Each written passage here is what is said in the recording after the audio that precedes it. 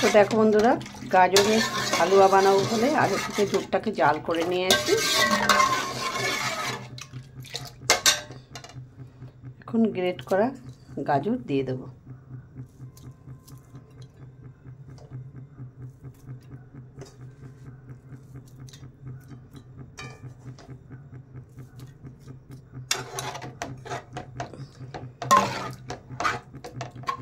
দিয়ে ভালো করে শুকিয়ে নেব।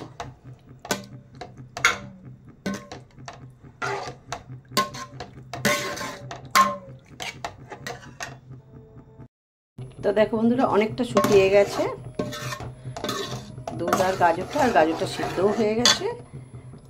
আর এখন নিয়ে নিয়েছি কিছুটা ভাঙা কাজু আর একটু কিশমিশ নিয়ে নিয়েছি। এখন এটা একটা কড়াইতে দিয়ে একটু ঘি দিয়ে দেবো, নিয়ে একটু ভেজে নেব।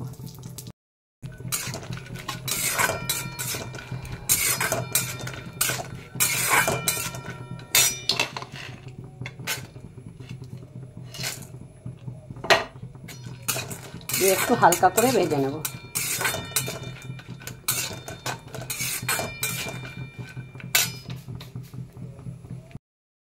আর নিয়ে নিয়েছি গুঁড়ো দুধ। তো এটাকে এখন গুলে নেব।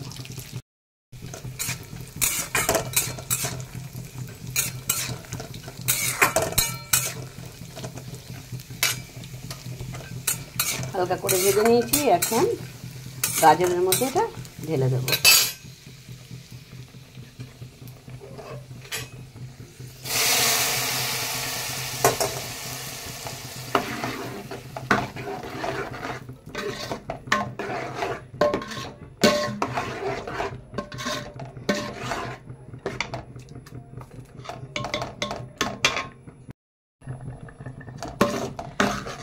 তো গুঁড়ো দুধটাও গুলে দিয়ে দিয়েছি। এরপরে দিয়ে দেবো, এখানে চিনি দিতে পারো, তো আমার কাছে খেজুরের পাটালি আছে, খেজুর গুড়, তো সেটা দিয়ে দেবো।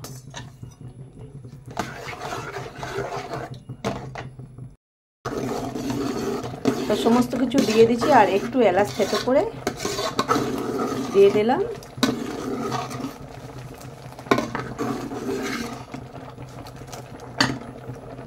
তো এখন রেডি হয়ে গেছে। এখন গ্যাসটা অফ করে একটু ঠান্ডা হতে দেবো।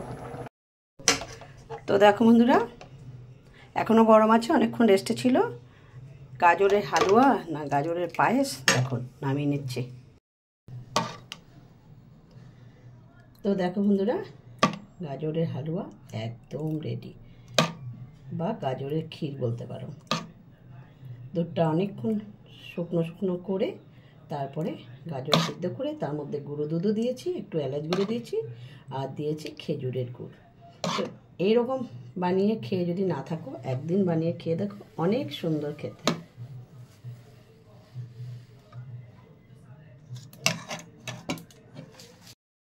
তো দেখো বন্ধুরা, একদম নামিয়ে নিচ্ছি, এখন ঠান্ডা করতে দেবো। তো এইভাবে তোমরাও এই শীতকালে বানিয়ে নাও, মানে খেতে খুব ভালো লাগে। আর দেখতে দেখেছো কত সুন্দর হয়েছে, ক্ষীরের মতো একদম। তো খুব সহজেই বানিয়ে নিতে পারবে আর খেতে অনেক টেস্টি। তো রেসিপিটা ভালো লাগলে লাইক করতে ভুলো না, কমেন্ট করে জানিও। আর নতুন বন্ধু হয়ে থাকলে আমার পাশে থাকার অনুরোধ রইল। তো ভিডিওটি এখানেই শেষ করছি। ভিডিওটি দেখার জন্য ধন্যবাদ।